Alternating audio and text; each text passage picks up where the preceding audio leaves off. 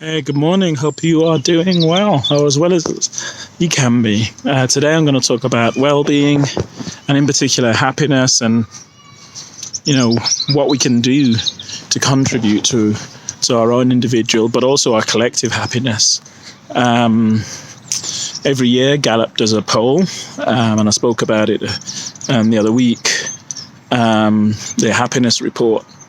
And it's a global happiness report, and they go around all the countries and do this poll and survey, and then come back and compile the data. And yet again, Finland came out tops, followed closely, or even more closely this year by Denmark, and 5 Nordic countries were all in the top 5 as well. Germany and the US dropped down to, I think it was like 23rd and 24th, and here in the UK we're 20th. Now, while the bare stats, I suppose, kind of suggest that everyone in Finland must be walking around happy, then that's not the case. Obviously that's not the case, right? It just means, given all the collective data on when you take all things into consideration, Finland is up there. And there are reasons for that, many reasons for that, but I'm not going to go into those.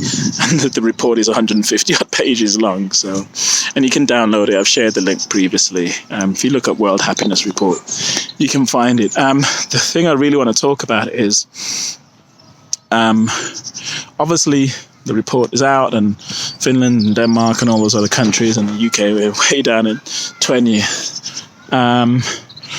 But that's not the full picture, because by demographic, happiness is different within countries.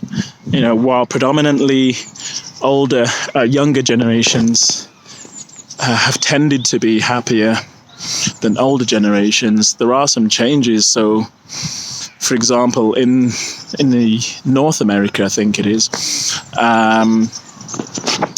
the younger generations are actually have surpassed the older generations in being less happy, or rather the older generations have surpassed the younger ones in the happiness.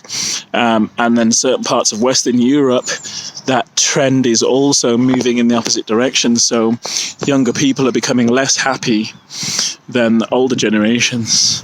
Now, there are a whole host of different reasons for that. There isn't just one. Socioeconomic, geography, and all the rest of it. But the main thing for me is, for each of us on a daily basis, what are we doing personally?